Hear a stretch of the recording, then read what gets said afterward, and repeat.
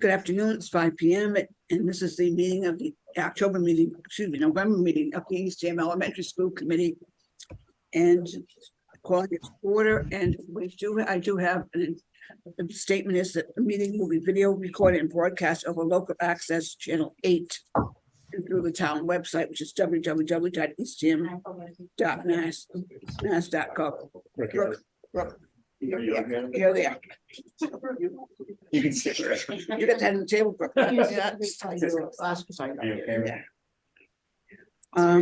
If there are any citizens who'd like to speak, I'd be glad to allow this time for it. Identify ourselves.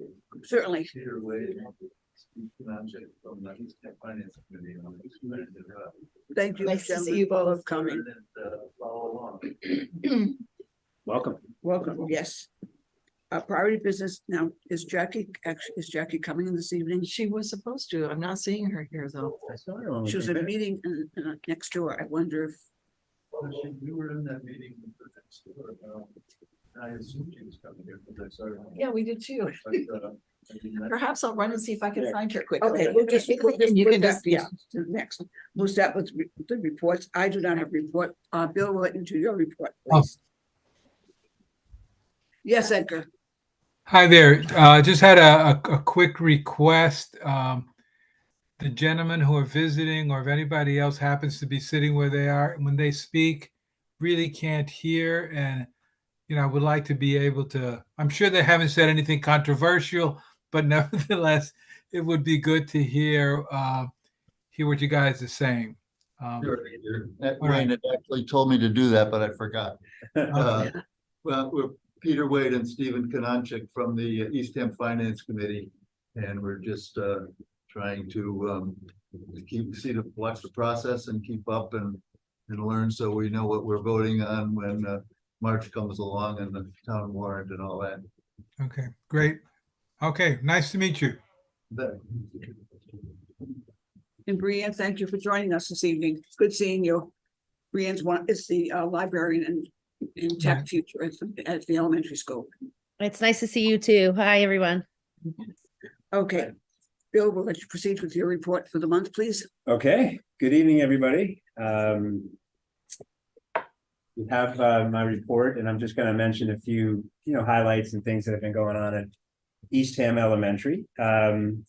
Eastham EES continues to shine brightly in the community and beyond. I mentioned in the report, thanks. Extra pair. Thank you. Let's see, we had our annual Veterans Day event to recognize all the men and women who serve our great country.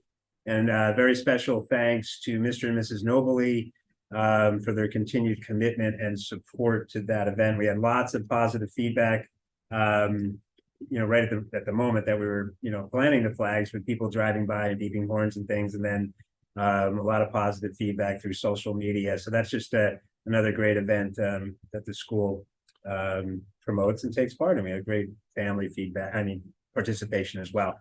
Another highlight in the report is the completion of the planting project along the northern border of the campus. And there's, all the planting has been completed, and there's some mulch that will be added this week.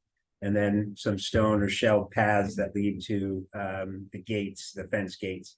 And I'd love you guys, if you are around, you want to come and see, what's happened, especially you, Miss Giovanna, if you want to come by and see that project. I know you would appreciate it. It looks wonderful. And then the folks from Sustainable Cape and AmeriCorps volunteers will be back this week to continue the garden renovation. So some great exterior things happening on the campus. We also submitted an application for a Community Preservation Act grant to do some repair and expanding of our playground structures. And I just special thank you to Mrs. Burt for all her hard work on doing this application and submitting it. I believe it's December 6th. There'll be a meeting, for that here at Town Hall. We also welcome back Nurse LaBranch from her leave of absence to care for her mom and dad, and all is good in Alabama. And we're really happy to have her back. And I just must extend a heartfelt thank you to Mary Ellen Reed as our district nurse. And then all the substitute nurses who kept EES happy and healthy. Really appreciate them filling in for that period of time. I also want to mention that EES is taking some role or some part in, while the high school is under renovation, as we've opened up the gym facility for the high school boys basketball team. So they'll be having their practices there at EES. And then also we had the unified volleyball team that was playing there and practicing. So we're trying to do all that we can to help the programs up there as they're going through that renovation. And then lastly, I do want to mention that tomorrow afternoon and evening, the Eastham Police and Fire will be holding some tabletop type emergency training at EES tomorrow afternoon, and that'll be from 4 to 10. Just so that everybody in the community knows that is happening. And it's just a practice and drill when you see all the activity, at the school tomorrow from 4 to 10. So we're looking forward to hosting that as well. That's it for some highlights in my report. And then The question, I had asked you a question about under the teaching and learning, the curriculum, the curriculum, the ELA curriculum. right? It's just temporary. No, I appreciate that question. Yes, and the iReady Math is what we're using from Curriculum Associates, and that will continue. We've had a literacy task force that's been in a process of vetting programs, ELA programs, and they've been going, and they're just finishing up. And so the Wonders program that we were using, we're no longer using that and didn't this year. And we've taken on the Ready Reading, which is also from Curriculum Associates, and we're using that in the interim before a new curriculum is agreed upon and accepted. But so far it's this particular one that we're using is solid as well. So Thank you very much, Bill. Any other anybody questions? else? Yeah, Any question? questions for Bill? Anybody else? Thank you very much. Well, You're we're welcome. gonna keep going, Bill, with you. Brooke has to step out and get something. Okay. With the accepting of gifts and grants and fundraising, it's basically accepting gifts. Okay, we have, and I thank you, Ms. Menza, for coming, because this one particular gift definitely mentions you, and it's just been, such a generous gift. There's a family in town, they have a fourth grader, their last name is Husik. And I just have an email that I'll read briefly, and they have donated a considerable amount of money to the school's library. It says, for the past 4 years, Eastham Elementary has given our son Teddy the most incredible learning environment and healthy space to grow, have fun, and feel safe. We could not be more grateful for the teachers, administration, and students who have been such a positive influence in his life. As a way of showing our thanks, we'd like to donate $5,000 to the school's library. We would like Ms. Menza to use these funds to update and enhance her collection however she sees fit. Teddy has enjoyed being welcomed to school by Ms. Menza's smile every morning and has checked out hundreds of library books over the years that have brought him countless laughs and expanded his knowledge and imagination in every way. We could not be more thankful for these experiences, and we would love to help future elementary school children have the same experiences. Sincerely, Brett and Allison Husek. So we're tremendously grateful for that gift. Yes.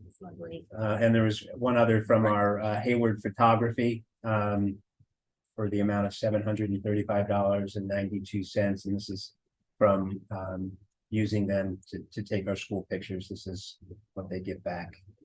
I'd like to thank both, especially the parents who made that donation to the library to upgrade it. It's really such an important site low part of the school. I will need a vote, a motion from the committee members and a second to accept the grants as given. Edgar? You're muted, Edgar. Edgar, muted. Okay, it is a pleasure to make a motion to accept these wonderful gifts and show of support for the school. It's great stuff to hear. Thank you. A second to the motion? A second? Okay, second it here. All in favor? Aye. Aye. Thank you. Accept it. Please thank everyone Oh, for sure. profusely. Absolutely. I don't know, we have $5,000. Well, and thanks, Ms. Menza, for your wonderful readings each day. Doing my best. Okay, we will now go back to, we can go back to your report. Sure. Let Let me see if I can find it. Jackie is going to come and she said that for me to text her when we're getting close to her being, We can contact her. I will text her right now and let Yeah. her know. Okay. You can text her now. And then We don't want her to stay here too late. I'll just say, come on down.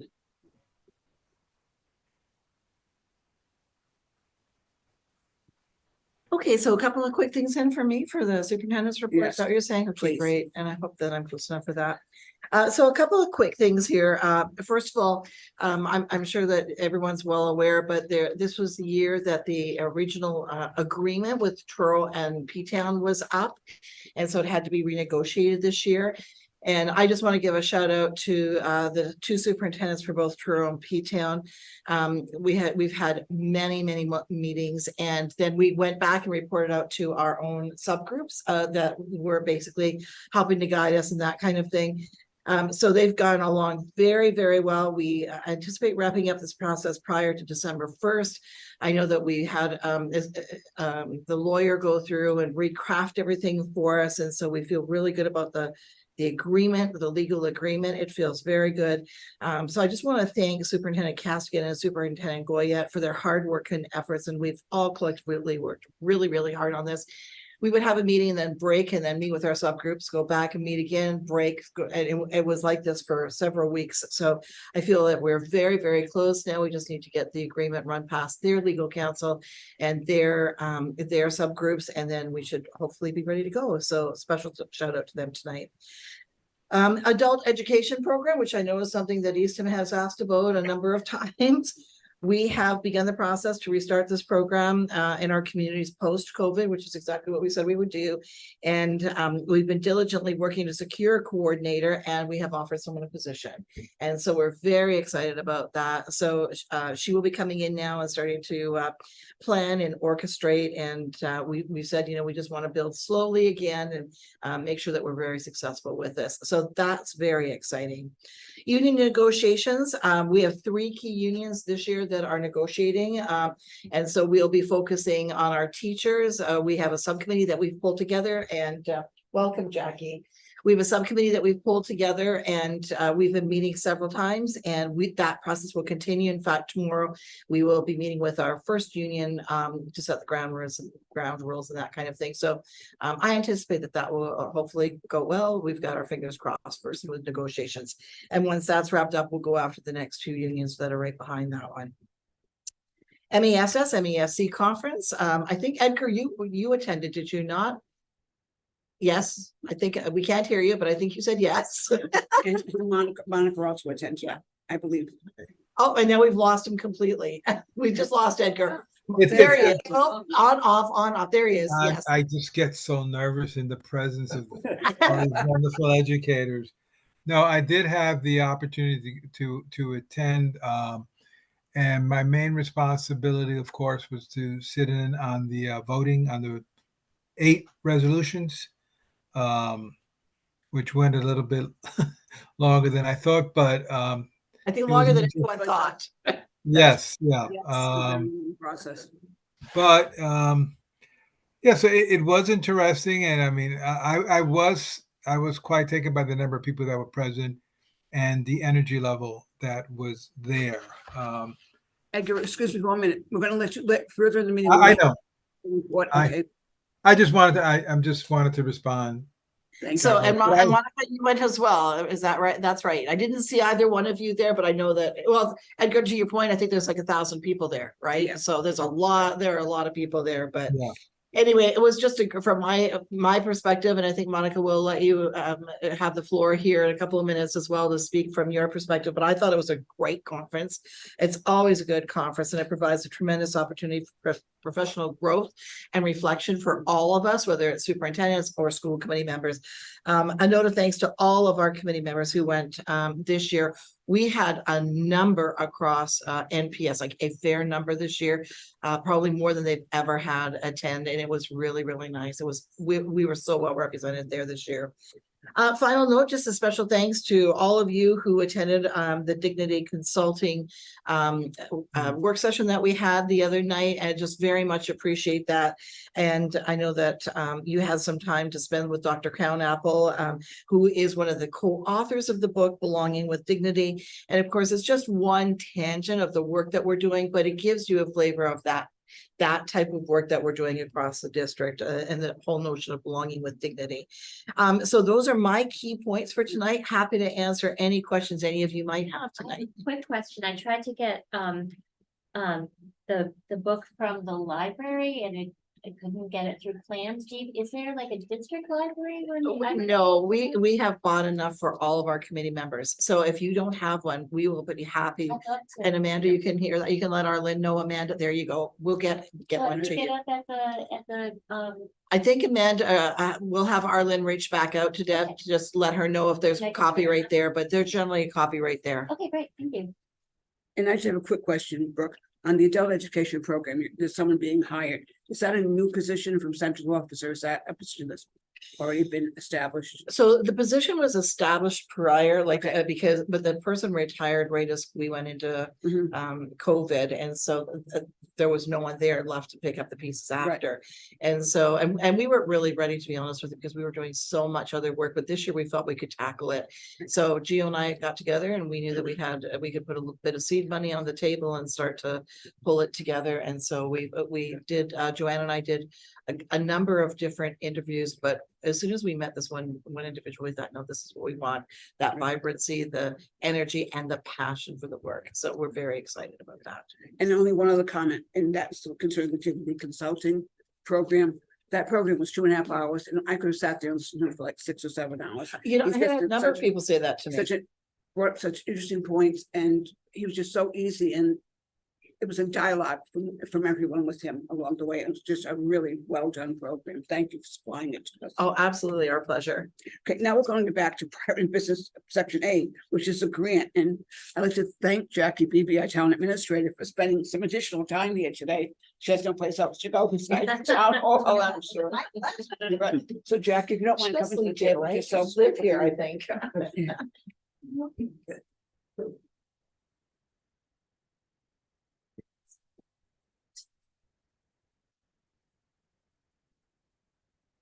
So I think one of the reasons we've like each of our TAs and TMs are going around to each of our school committee meetings to talk about a grant that's available. It's opening up in January, and I mentioned that to you last month. And it's really aimed more for like a regionalization grant, and it's looking for data points. And I think that that's one of the things that I don't want to speak for Jackie. She'll of course put her perspective on it. But the whole notion is to look for different data points across however many of the communities decide that they want to kind of join in on this. And so, I just left me with one of the reasons I was late here tonight was because there was some discussion about it in Orleans. So there's discussion going across all of our 4 communities about the possibility of joining in and saying, do we want to do this? Some are having their meeting with their TA or TM in the month of December, but they need to know by January so that they can make the application then. So does that tee it up enough for you? So. Yeah. Yeah, and basically this is a grant that's available to the municipalities every year. So it doesn't have to be this year, just so you know about it, but it's basically encouraging municipalities to share information, to share services, to share feasibility studies, whatever. And the last one that we went for was 2 years ago. Orleans and Eastham combined together, for instance, to study the feasibility of having the fire departments, which of course have very specialized trucks, rather than have everybody have their own mechanic specifically for fire, to have one regional facility for between the 2 towns to do all of our repairs. And so they gave us a feasibility study to study that grant between the 2 towns. So you can use it for something as simple as that, or I think what Kim from Orleans is thinking of is to take a look at all of the elementary schools across the region right? I think. Well, that's partially what triggered it, right? Because Orleans Elementary School has a lot of repairs that need to be done. And for those of us in this business know that if you hit that 30% mark of the valuation of the land, then you go into code compliance and everything else that comes along with it. There are some waivers, we all understand that, and some exclusions, but the bottom line is that's where Orleans Elementary found itself. So Orleans Elementary School, well, the town took advantage of having a feasibility study done just for their building, and that was just released this summer. Right behind that is Brewster, because Brewster realized that they were the exact same position and said, oh my gosh, you know, they had work to do on the buildings that they had to pull back and say, we can't do this work because it's going to trigger that 30%. And then that goes into a whole bunch of other money that has to be put out for compliance, code compliance concerns. So Brewster's about a year behind Orleans. And then at the Wellfleet meeting, school committee meeting the other night, the exact same thing came up again. And it was that they've got, you know, when we take a look at the capital asset planning and all that kind of thing, Wellfleet's going to be in the exact same position where there's just too much to do, too much money when you compare it to the valuation of the property. So it's going to find itself about a year probably behind Orleans. And so I think that town administrators and town managers, I don't want to speak for you, but I think that they're just trying to look ahead and say, let's be planful, let's be strategic, let's be thoughtful about our process. So that it was really triggered because of the buildings themselves, I think. And I think, you know, for once, Eastham is in the lovely position of having a building that is young, Right. as buildings go, and in great shape. So we kind of don't have a tremendous interest in this, but in the spirit of collaboration, I love to study things together with other towns. That is absolutely vital to me. So, and to our board. So if there's a way we can help or assist, fine. But I do think at this point, it's being driven by Brewster and Orleans, who have, you know, different issues, but complementary issues to deal with. I think that's a great way of saying it. So when you say a feasibility study, is that just how to fund with each individual, or is there even a possibility of making elementary schools regional? Well, I think that the notion is that you go into this with an open heart and open mind with no preconceived notions. And I think what the TA and TMs find, you know, particularly appealing about this is it gives data points that they can use for things other than whatever schools can use it for or not, you know, because it will help with their own planning and such. So I think it's really just trying to look ahead and be planful. Certainly that kind of thing has come up without, but I don't know that the appetite is there right now. Is there discussion that's ongoing? Yes, but is the appetite there? I'm not sure that the appetite is there for regionalization of the four And I schools. think honestly, it could be as simple as, should we have a couple of memorandums of understanding so certain kids can move across the district? If you live in Orleans, can you go to school in Brewster or whatever? It can be that simple, or it can be a Much complete bigger, regionalization kind of thing. But I think I'm hoping that we're looking at buildings and children. Yes, That was, those are the key points. Yeah. And, you know, again, the meeting, I was just laughed, you know, it's about that excellence in education, right? That has to be at the forefront of our thinking, because that is the role of this group here, is looking out for the children and the best education you can for Eastham. and Jack, you kind of half answered my questions. My question was going to be, if we join this regionalization, Eastham joins the regionalization, should our issue be student focus versus building focus? Will that be appropriate for this feasibility study? That's my only. Absolutely. I think building wise, you know, it's all going to be positive for us. We know that going into this. So I'm not at all concerned. For instance, we just entered into a regional grant, same thing with all three of the Outer Cape towns to look at regional dispatch. So that would create a new facility that's shared by the 4 towns. Any town can opt out at any point in this. So I don't honestly want anyone to feel like this obligates you in any way. It is literally at this point just studying things, and we can't move forward without you anyway. So whatever proposal were to come up that people would look at with this data, you know, it would have to go through a full process. I would agree. I think that there is zero preconceived notions Yeah. right now. This is just Okay. data mining. Would that be a good way to say that? Yes, Yeah. I do. And and I guess, yeah, is that a possibility? Yes, but regionalization, but I don't, I mean, I don't see it as a possibility. It's Mhm. certainly not going to happen without all the school committees agreeing to it and having a decent plan. So, again, I think we're coming from a position of, thankfully, we have a school that's in Right. great shape, and we're going to keep it up so it doesn't fall into disrepair. And so we're just looking to be helpful to the rest of the region. Thank you very much. That's perfect. Thank you so much. Thank you very much. It's good to see you too. Okay. The next piece is MCAS results. Bill, are you presenting? You're presenting. I am, this, correct, yes. right? Okay, bear with me for a minute while I share the screen.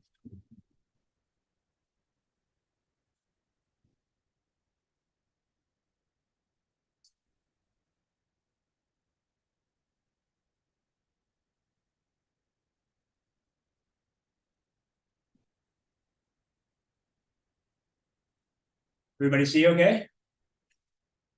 Alrighty, so I'm really going to go through, the slides, give you an opportunity to take a look at some of the data. But understand, please, that the data that is available, I mean, you can really dive deeply into this data. Okay, so this is just a surface view of, how Eastham Elementary has been doing. And, as far as 2023 is concerned. But there's so much data available to us that when I say we're going to dive deeper into some of it, it's there and it's available for us to really mine and to look at and to really pinpoint, areas that could use some strength and some areas, obviously, that we're going to celebrate. So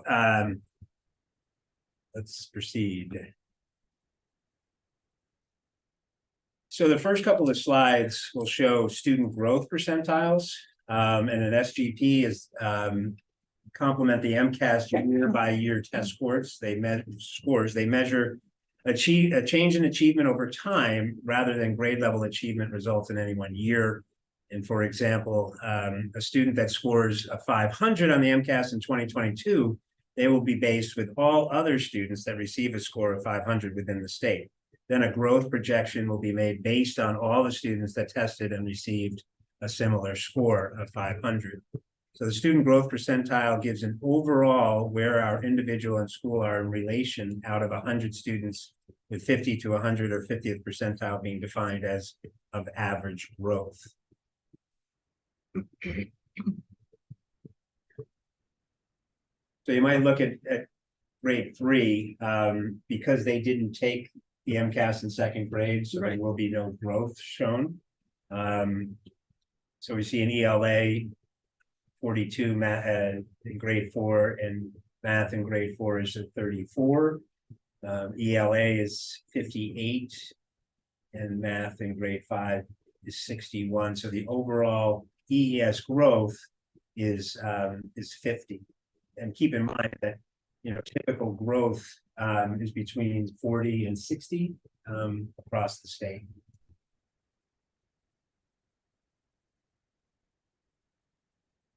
And this just takes a look at where Eastham Elementary is compared to other schools, and then DART schools. Now, DART, for those that aren't aware of that acronym, is District Analysis Review Tools.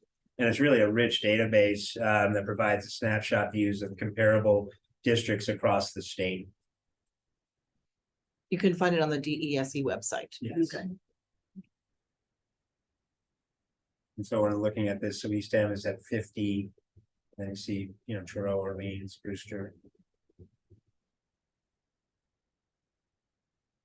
Holding our own comparatively.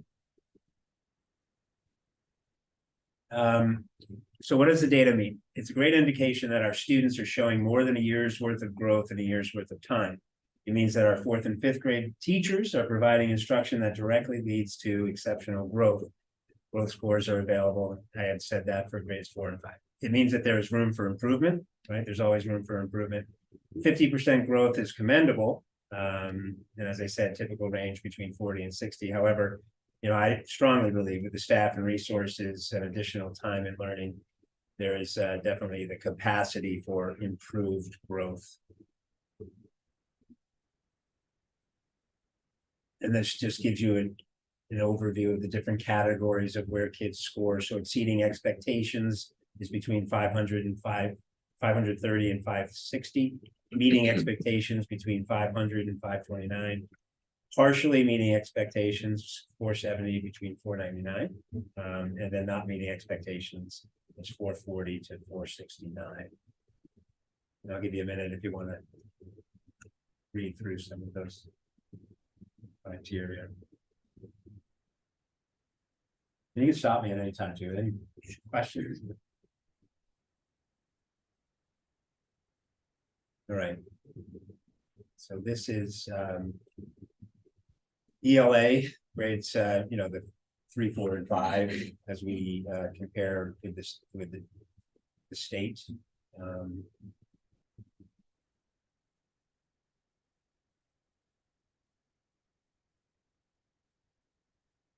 Exceeding the expectations. 9 is compared to 7. Meeting expectations was strong.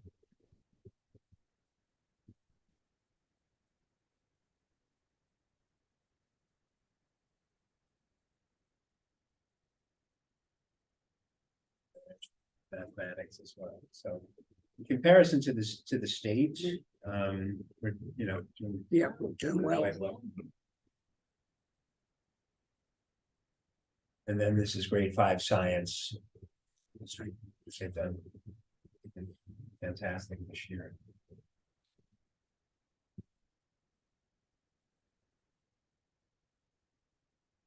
And this is taking the achievement is, all of those scores are averaged together. So Eastham Elementary's our achievement is 502. And if you can,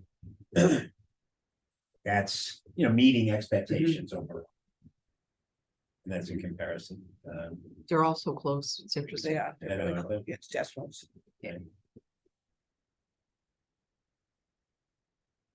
But number 2. Right. Yeah. Makes us try harder for number 1. That's all. Right. Absolutely. The Red Sox theory of life. You're so close, though, Bill. So, Not competitive at all, are you? No. so anyway, I'm going to show this to the staff tomorrow. Sure, that's great. Definitely. So what does it all mean? It means that, we did well last year. And considering, the last couple of years with COVID Right. and things like that. And it's hard to exactly pinpoint exact variables that impact. And again, it's only one measure, you know what I mean, of growth and assessment. So it means that, we have done some, have work to do it specifically in math in grade 4. We really got to kind of take a deep dive into that data and see, what's going on there. There's obviously still gaps within our students and the impact of the pandemic, still evident. And the state dip in data is consistent with our own. It means that there is work to do to ensure that our students leave EES with those skills to be successful at Nelson Regional Middle and beyond. And so next steps, as I said to you, we have already looked pretty deeply at the data, but we will continue to do that to see some common through lines, and then build a design that addresses the areas, deficiency in ELA and math for our students. And, utilize all of the supports that we have in place before and after school support, being offered, and just identifying, those students and their needs, and providing the interventions that they need to be successful. So that's the MCAS for 2023. Any So questions? I have a question. Yeah. It's a big question, but I've heard in the past, and I've heard this not only of Eastham, but many schools that do MCAS. Parents will say, oh, they're teaching to the tests. They're not teaching the kids. Right. Do you feel that's a true statement? I mean, I don't from what I've No. seen of the outcomes, Not- but No, not at all. No, I mean, everything that we're doing aligns, it just prepares them for that test, Right. you know what I mean? So, and even the curriculum and the resources that we have, align with the state standards. And that's what they teach. They teach the state, the standards, the Right. curriculum standards. And then that translates to, their performance on these tests. Of course, obviously, just to get comfortable with the test, there's practice Right. questions and things Sure. like that, just so that they know what it looks like in preparation. But it's, school as usual. Well, I think maybe a piece of that perception is from parents who don't realize this piece, it's state standards. And are thinking it because because they hear the reports of MCAS, but they don't hear reports of any other measurable issues that are used with the kids, evaluating them. I mean, they may personally, but town-wide say they don't. I think that may be why the misperception. Yeah, I think right across the NPS, we don't teach to the test at all. Like, we really do teach to the frameworks and the standards. Yes. And we create curriculum around that, and that happens to align with all of this, and we, and our teachers have the academic freedom to really enhance their programs and build them, so there's a lot of academic freedom that's out there as well for our folks. And this is only, like, when we talk about tests and measures of where our students are at, this for us is only one. Right. This is only one point. You were talking tonight about iReady and how we use the panorama system, or how we use any of that. I mean, all of that, even open architect, we use that for certain things. So I mean, we use a multitude of things right now, not necessarily a multitude of tests, but a multitude of different ways of looking at it. And MCAS, when he talks about a deep dive, like, MCAS is so sophisticated right now that the teachers can take a look, and the principals, and they can go and they can find exactly what the concept is that's missing. And if there's a through line and there's a commonality, then they are able to go right after that primary concept. So, I mean, it's a pretty sophisticated approach that we have now. So, but we definitely do not teach to the Like I test. said, I think it's meant because this is the MCAS gets coverage in every newspaper, every Of course. TV station, radio station. That's why the misperception of it. But Agreed. thank you for answering that. And I think Edgar has a question. Edgar, yes. Okay. Well, this might get me into trouble, but I'm going, and a few years ago, I would not have said this, but I don't think it's necessarily a bad thing to say that hopefully the test matches up with what we're teaching. Because if we're talking, I mean, it's one indicator, but I think sometimes tests get a bad rap. But hopefully, what we're using to do the testing does match up with what we're teaching. Otherwise, it doesn't make any sense to be using a particular instrument that somehow has items that are not covered or not part of the standards that are out there. So it's not to teach solely to the test, but I think we kind of would hope there will be some correlation between what's included in the test and what's taking place in the school. So that gives you, I think, some validity to the results that you're getting. Does that make some sense? I hope. It does, Edgar, and I think both of your questions are important. And I think what in speaking with the kids informally, after they're taking the test or while they're taking, you know what I mean? It's, how is that? Do you know what I mean? There's nothing that was unfamiliar to them. Do you know what I mean? It's like, oh, no, it's fine. You know what I mean? There's nothing like, oh my goodness, I've never seen any of those concepts before. They're very at ease. Obviously it's time consuming, and it's really has gotten to a place now where we're doing everything online using, iPads and computers and things. It's time consuming, but not as much as it used to be. Yeah. When I first started doing it years and years ago, it was really time consuming. And there was a lot of effort placed into it. But now, as we were talking about it, the curriculum really aligns with the state standards, and so does the test. So when they're sitting down in front of it, they do it fairly with ease, and so, but and any of the weaknesses that may present themselves from this particular one measure, we already know in those students because of the formative everyday assessments that we do, with them. So it's not like it's really shedding an incredible amount of light on a particular individual group of students or things. So Can I ask just two other quick questions? Certainly, Edgar. And I know it's early in the process, but Bill, if you were to identify what you can say right now, early on is working really well, and what do you see right now? It's something you're really going to have to work on. As far as MCAS is As far as student concerned, yeah. performance, yeah. What's really working well right now, honestly, is just the dedication, and the passion that teachers have and their commitment to student performance. Not only that, but health and wellness and the culture and the social emotional learning piece of that in school. I mean, the whole picture of child development and working towards that development of that whole child can be complicated at some level, Mhm. but that is our charge. You know what I mean? And so it's the instruction, but then it's also the social emotional learning and the health and wellness of these students. Because without that, the learning's not going to happen. So teachers are really working really hard to create this culture and climate in their classrooms and in the school where kids come to school hungry to learn, right? We've got really strong curriculum, very strong teachers, and through that, you do the best you can. So there's some really great things happening. And again, as Brooke had said, this is just but one measure of a child's ability or performance. How about challenge? What challenges that you see now early on? Well, again, the issue with these assessments is that there's just lots of different variables involved, Mhm. right, with student performance on any given day, on any given assessment. Do you know what I mean? So there's the variables that you really can't always control or manipulate. Mhm. Do you know what I mean? So a child could sit down one day and do pretty well and perform, on a particular assessment. And then there could be a day where, you know what I mean? You just don't know what's going on. They're just not, and hence another performance. I would say the challenge, really is, again, social emotionally. Do you know what I mean? Is helping children to come to school.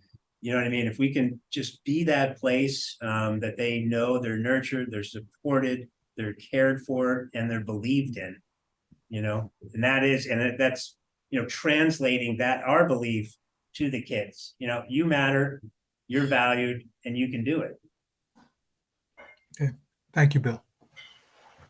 Any other questions or comments, Bill? Okay, thank you. Now we'll go on to the Mass Conference. And Monica, I want to start with you, allow you first to talk about your experience at Mass Conference.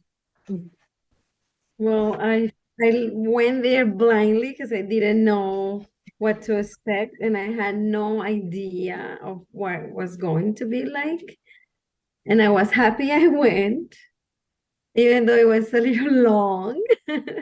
But it was I learned a lot and it gave me a lot of hope because they were some of the stuff that I took, it was focused on the importance of inclusion, the social emotional part of the students, and I was really happy. I was really happy that I was able to be there. It was in, I'm sorry, did you attend charting the course, Monica? yes, that was on Friday. I hope you found that helpful. Yeah, For but those who it's don't. scary too. Charting, yeah, charting the course is a program for new school committee people, or actually any school committee person. And they cover all aspects of being a school committee person, from responsibilities, what to expect during finance periods, what you are allowed to be responsible for, what you are not responsible for. It's really an excellent program.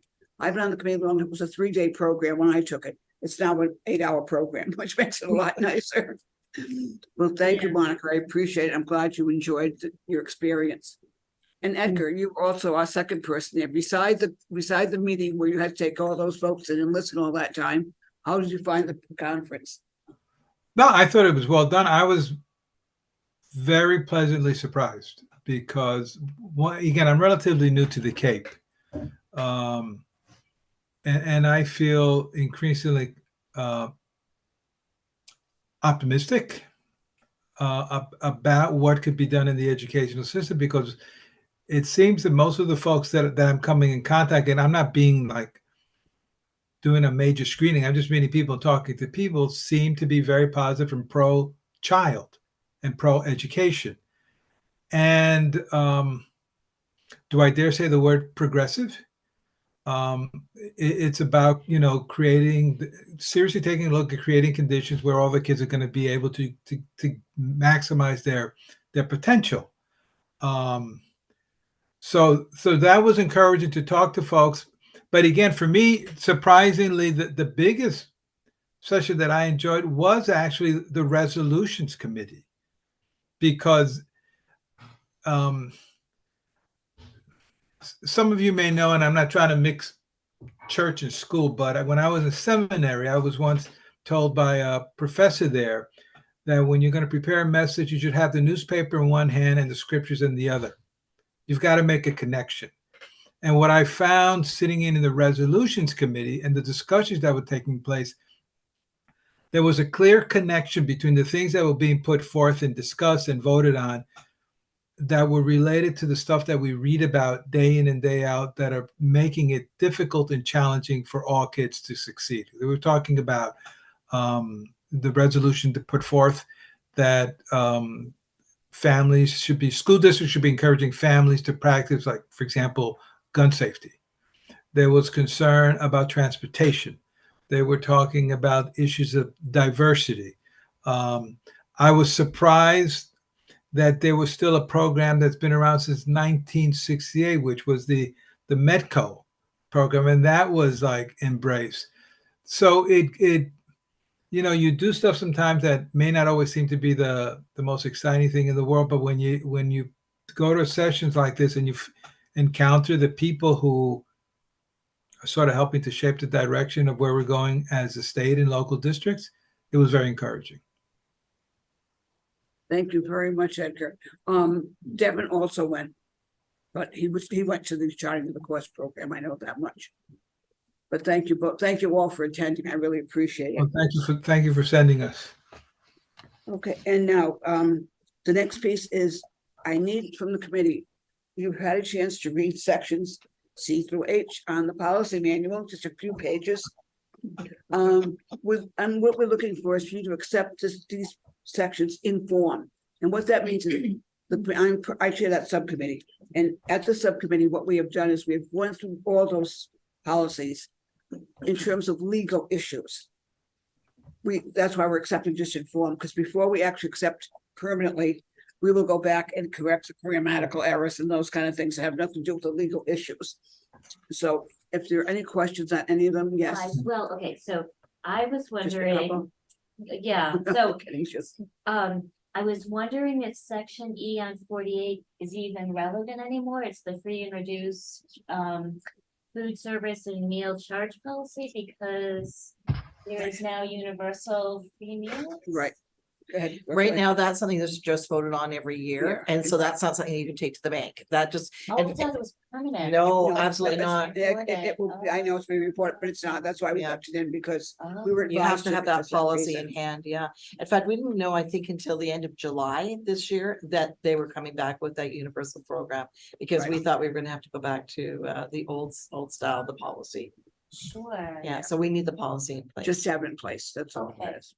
And so for some of the other policies, is it, that's just what they are? It's not like, so I guess one of the things I was wondering about is the substitute pay policy, since it doesn't seem, but for the long-term sub, and I was just wondering, why that isn't part of a teacher contract? It is part of the teacher Oh, contract. okay, It is. Okay, Yes. all right. Yes. So the contracts the policies kind of reflect somewhat of the contracts, Okay. but not in detail, because the contracts change with Sure. negotiations. Okay, it's just each such a semester. thankless job. I was Yeah, hoping they would right. be able to get like Yeah. the full benefits, Right.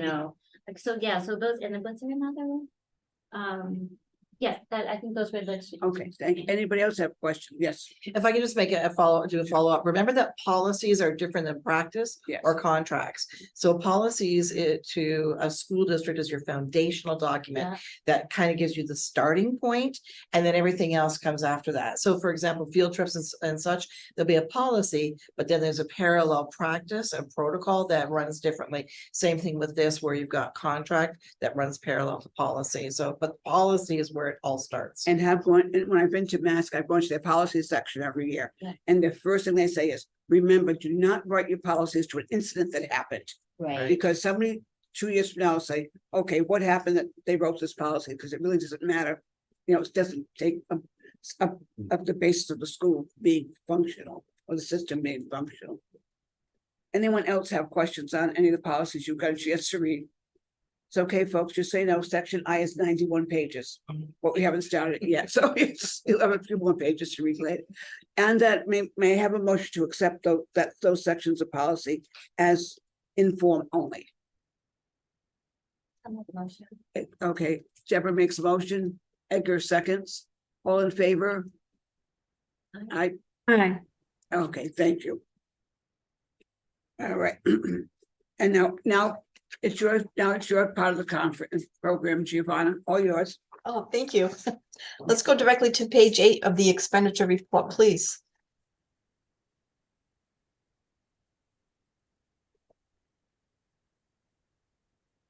The prior month balance was $125,779.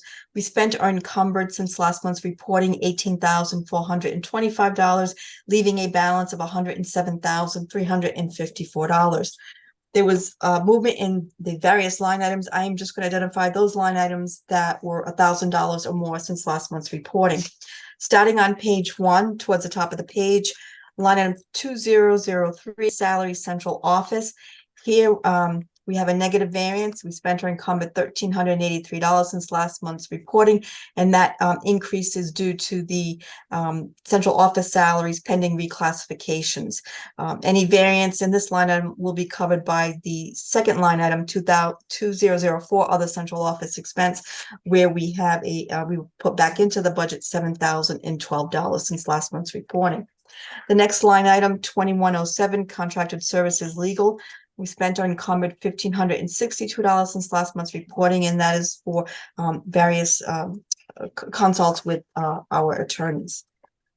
Moving on to page 2, at the top of the page, line item 2011, contracted services, non-instructional technology. We spent or encumbered $1,972 since last month's reporting, and that is all based on what was budgeted for.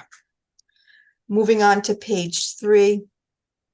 Line item 2017, substitute teachers. Here we spent or encumbered $1,675 since last month's reporting. You'll see a negative variance there that will be corrected next month. What happens is we encumber for the full amount for the year, and then as the year progresses and we spend down, we adjust the encumbrance, and we see a negative variance here, and that is due that has not been done yet. The same for the next line item 2020, substitute ed assistants. We spent or encumbered $1,766 since last month's reporting, and we have a negative variance that will be corrected next time. Moving on to page 4, towards the top of the page, line item 2027, other instructional material library. We spent or encumbered $1,120 since last month's reporting. Further down towards the middle of the page, 2030, contracted services instructional. We encumbered $5,000 since last month's reporting, and that is for field trips. The next line item 2031, contracted services classroom devices. We spent or encumbered $1,323 since last month's reporting. Moving on to page 5, towards the middle of the page, line item 2041, substitute nurse. Here we spent or encumbered $2,760 since last month's reporting, and that is based on need for coverage to cover absences. Okay. And finally, on page, nope, not yet, page 7, line item 2056, contracted services equipment. We spent or encumbered $4,495 since last month's reporting, and that is due to various repairs within the building, to replacement of door hardware, as well as replacement of defective blower motor wheel burner for the HVAC. And that is my report.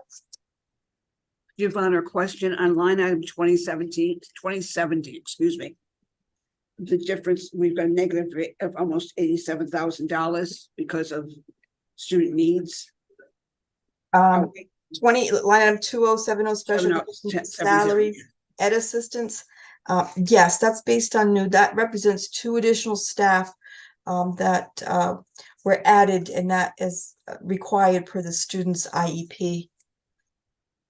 Are we able to cover that heavier hit? I mean, that's a lot of dollars and cents over our budget. That's That is correct. Right now, we have a balance of $107,354. We're able to cover it at this time.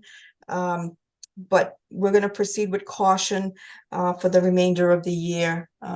If something else comes up, we may have to look at other options, i.e. Extraordinary relief or asking for additional funds to cover any other costs that may come down that we aren't able to cover within the operating budget.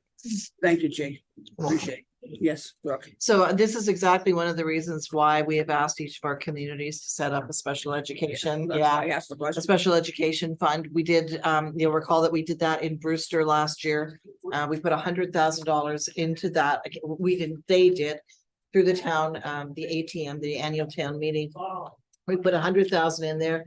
We got, we happened to have a little child that came in that was quite costly, and we ended up having to go back in June and ask, is it 62,000, 67,000? I think that we had to take out of that 100,000 to offset our costs. And so each of our communities is doing this, and you know, Brewster's now looking and saying, and sitting with the TATMs the other day, somebody said, you know, was 100,000 enough? And Peter said, no, it wasn't enough. We needed to put in more than 100,000.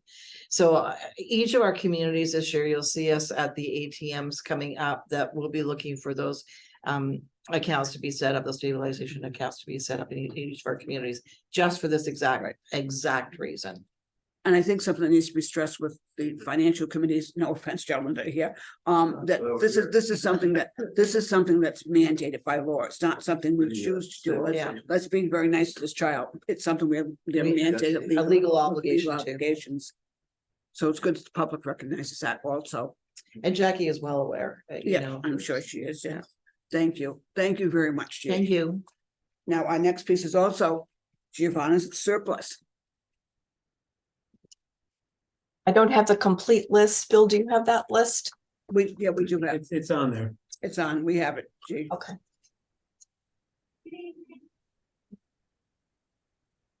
You want to read through it or? You don't necessarily need to read through it. Yeah, It's I think okay. if there are any questions that Yeah. you can ask Giovanna or The Bill. committee members already have the whole list, Giovanna, Yeah. so don't. And if there are no questions, you can make No. a motion to accept. Are there any questions? May I have a motion to accept this list as to be declared as surplus? Make a motion? Deborah makes a motion, Edgar seconds it. Are there any further questions or No. comments? No, all right, with that, may I have all in favor of this motion? Aye. Aye. All in favor, everyone's in favor. Thank you very much. Okay, now we have report time. Collaborative, Cape Cod Collaborative, Edgar. Edgar, you're on You're mute. muted. Favorite phrase. All right, here we go. No, there was a conflict because when Cape Cod Collaborative was meeting, I was over in Hyannis at the conference. No problem at all. That was Wednesday. Yeah. Because I think that we started at the it was a resolutions meeting that started 3:15 and kind of went on from there. Yes, I can believe it. Okay, Bill, the parents group. The parents group has an event this Friday evening at the school, from 5 to 7. They're having a family dodgeball event. And so I just want to work to promote that. I am refereeing to make sure. Yeah. Is it parents against parents, parents against I hope it's children? parents. I'm promoting it in the lunchroom by saying it is your opportunity to throw a ball at the principal if you want to. But then my opportunity to throw a ball at you. Yeah. Yeah, right, yeah. So anyway, yeah, no, it's all in fun. I think there's a nice group of parents that are really working together this year too. So that's great. So looking forward to supporting that on Friday evening. Amanda, do you have a question or someone have a question? I see a hand raised over your face. No, I think it's just the Okay, just want to be sure. The icon is the reason. Okay, Superintendent Evaluation Committee, Subcommittee, we'll be meeting again next month. I think the date's December 6th, but I've forgotten. Policy Subcommittee, our meeting for this month has been canceled because Jim is out of town and so we'll just wait till our first Monday in December we'll be meeting. Like I said, we're reviewing section I. School council report. And We had a meeting. you got one tomorrow too, right? No, we don't have one until November 30th. Oh, okay. Okay, so we had our first meeting last month, right after school committee, but there was a conflict with tomorrow, so we're gonna schedule. Okay. November 30th, we have a meeting. Right. Monica, anything you would like to share about that? That's right, Monica's on. meeting? In Yes, particular? I do. We talked about the garden. Mhm. And that was the most exciting part of it. Thank you, No. Monica. Well, not only because it's gonna be beautiful, but it's going to help the kids to eat better. If they're growing their own things, now they're gonna learn a lot. And I am so happy for that idea. Because the plan hopefully will be to eat what they grow. Included in the lunch, and hopefully have, I guess, the harvest of the month. I don't know exactly how it's gonna be, but I know it's gonna be really positive for the kids. So I'm so excited because I think the idea is just wonderful. And we also talk about the fence, and hoping to have the fence also to cover the area where the cars are parked. And Oh, Yes. we did, well, I put it up because to me it doesn't make any sense to have only a partial fence. So I just put an idea in there and hoping to complete the fence. So the kids won't have easy access to the street, or other people who have easy access to the playing ground. And but as I said, the most exciting part, it was the garden and the hopes that it's gonna help the kitchen and the kids to eat a lot better, healthier. Thank you, Monica. Other committee reports, Brooke mentioned, negotiations are starting to go, will be underway, and our next meeting is tomorrow. And you are chair? And Of I- that and I'm committee. the chair of that committee too. Give me one more. I have Yeah, enough one more chairs. chair. I have enough chairs for everyone for Thanksgiving. What can I tell you? Good God, I don't know how I am into these. I'm so glad I'm retired in a couple of years. Are there any future agenda items? Anyone like to? I don't know if this is the place. I did go to the behavioral test. Oh, I'm sorry. task Yes, that force. should be on this, that should be Yeah, on here. so, the first meeting I had trouble.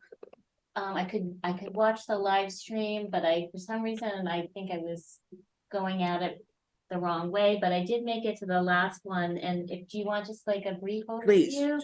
Yeah, so it was really interesting. The first thing they brought up was that there is a training for staff on how to use the Solstice. Care Solus. Solus, Mhm. and it's gonna be a service that's gonna help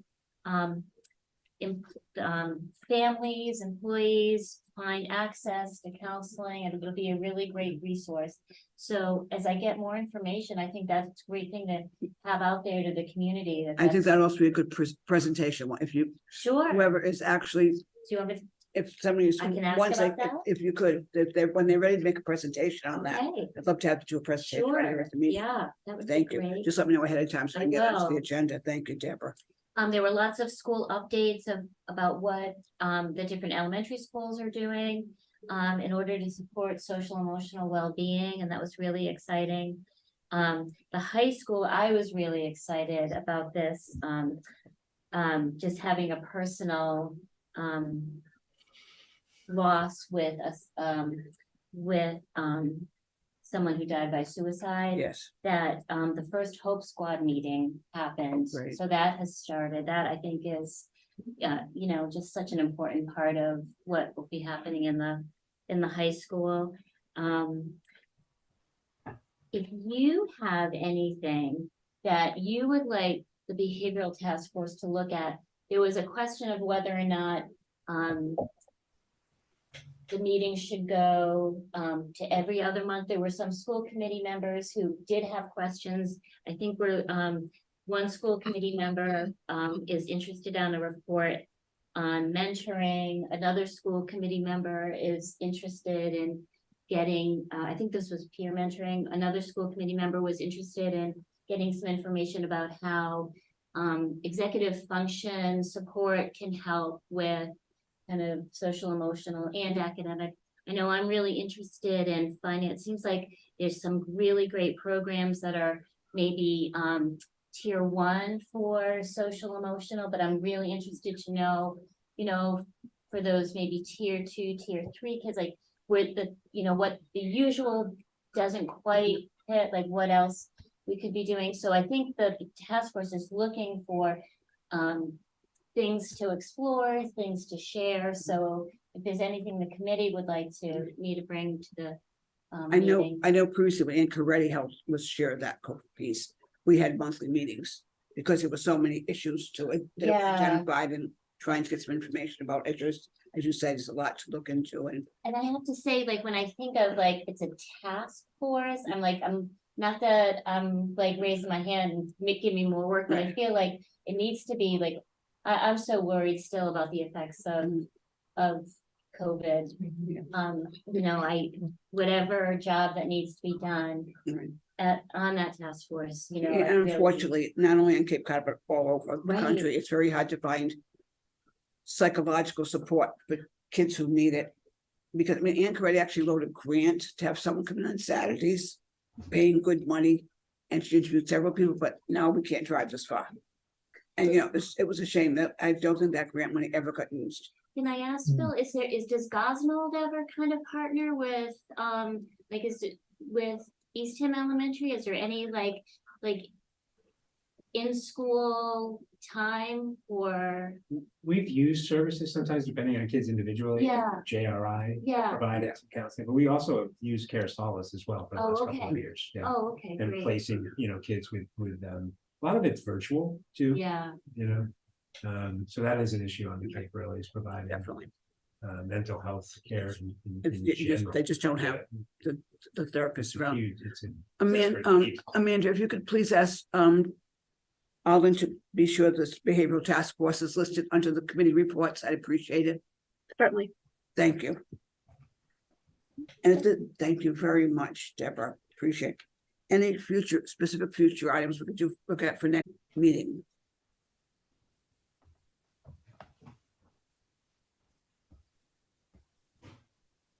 Well, are there any questions on the minutes or any No. comments on them?